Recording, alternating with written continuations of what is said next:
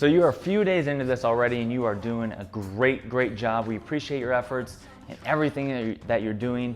If you need to talk to your coach about anything, ask questions, feel free to do so anytime. We are here to help you as much as possible. So today we're going to talk about meal structuring and timing between meals.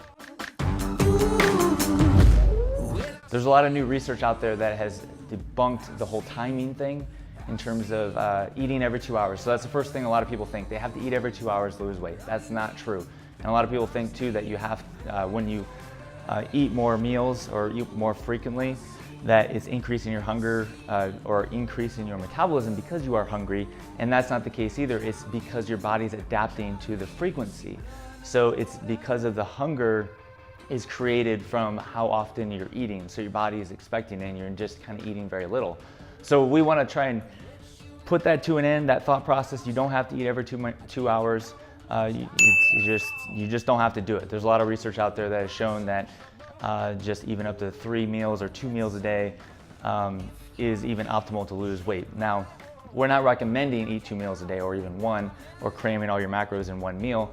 That's not necessarily optimal either, because we found the most success with clients eating anywhere from 3 to 5 meals per day. And so in order for you to lose body fat, you don't have to snack all the time either in order to keep up with your metabolism and that sort of thing. Think of every time you eat that it's a meal. So always pair protein, carbs, and fats if you need to add fats, if fats are not in your protein source already. So you want to have enough protein in each meal, enough food, so that way it'll hold you over the course of a few hours. So a good rule of thumb is to eat every 3 to 5 hours. That's a good number. You don't have to be exact 3 hours. If you have, let's say, a meeting somewhere or at work and you just can't get to food, you don't need to stop your meeting in the middle of it and say, I gotta eat, I gotta get out of here, I gotta go eat, it's time for me to eat. Don't worry about it, just you can wait longer. It's not the end of the world. It's more than okay. You can eat later, even if it's an hour or 2 later. You can have larger meals and that'll actually hold you over longer. So if you have 3 to 5 meals, let's say you have 4 meals in a day and you're used to eating 8 meals. Now if you shift to 4, you might experience a little bit of hunger for a few days because your body's adjusting to the frequency.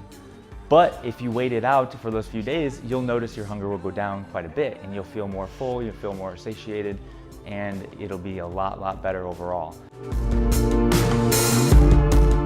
In order for you to lose body fat, this is how the process works. Basically, when you eat food, your blood sugar goes up. And so we have to wait till your blood sugar comes down in order for your body to pick body fat off of your body and use it as energy. And so you don't want your blood sugars to go too low, and pairing protein with your meals, it definitely helps with keeping your blood sugars more stable. That's a big part of this, is keeping blood sugar stable. So you don't want to have these big spikes. So if you have just carbs by itself, you have this big spike. Carbs aren't bad, it's just when they're by themselves, it's not as good compared to having it with protein. Your blood sugar will spike pretty high.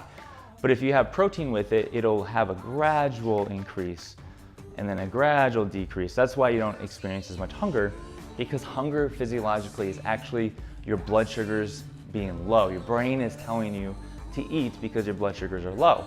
And that's why a lot of people think it's related to metabolism. And that's why some people overeat, because their brain is telling them to eat food instead of taking from their own body.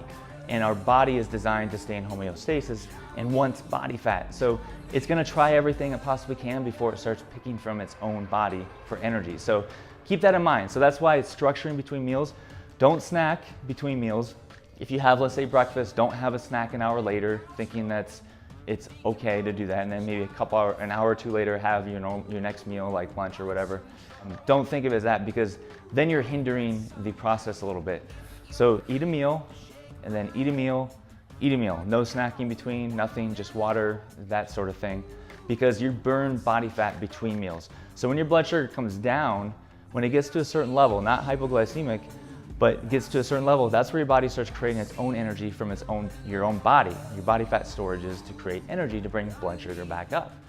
And that's how you remain more stable throughout the day. So that's why you want to not snack between meals. So I can't stress that enough.